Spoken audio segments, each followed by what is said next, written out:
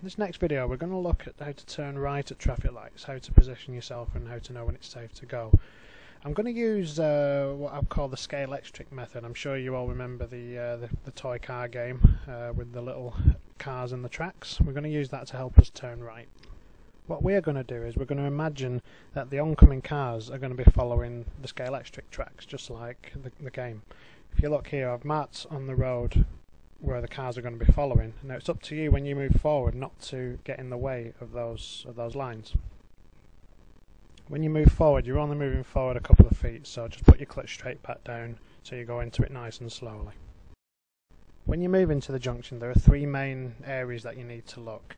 Number one is up ahead to see your gap in the traffic. The second one is the traffic lights, and the third one is into the road that you're turning into.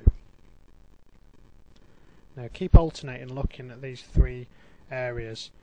Notice up ahead there's a gap in the traffic, so the best thing to do now is just to inch forward very slowly so you get your car moving a little bit, and then you can make your turn. Keep looking at those three areas. This next clip shows how important it is not to go over the scale-electric lines. This van has gone a bit too much to the right and he's forcing cars to have to move around him. Notice the green car had to signal to go past. This next video shows the same thing. The oncoming car is going to be following that line, so I'll make sure when I go forward not to cross it.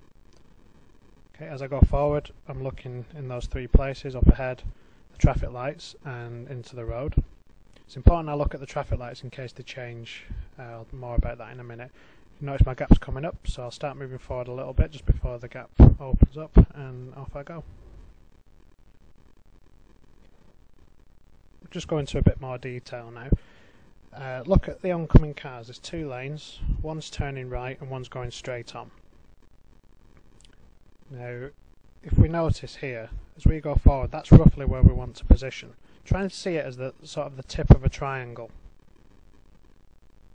I'll show you what I mean in an overhead view. Look at the path of the oncoming cars.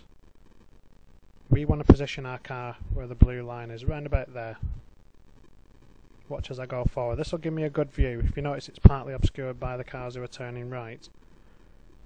So I just go forward nice and slowly with my clutch down and keeping looking at the 3 points I mentioned earlier. When I see a safe gap, I'll inch forward just a little bit, just so I can get moving.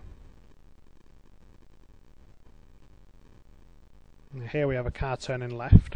I can go at this point. If you notice on the ground there are some give way lines that he has to stop for me. This next clip shows a staggered junction, which is a little trickier, but the same principles apply. I'm going to mark where the cars are going to be going. The van's going there. Any cars going behind him are going to follow this path, so I need to position where the red X is. Now there's a long line of traffic here. I've got my position, but there's a long line of traffic, so I'm going to have to wait. But now the lights have just changed. I can start inching forward a little bit. There's a couple of cars still coming through, but now it's time for me to go. I need to clear the junction. This next clip just shows the same thing, turning right at traffic lights. As you come up to it, visualise where the cars are going to go and don't get in the way.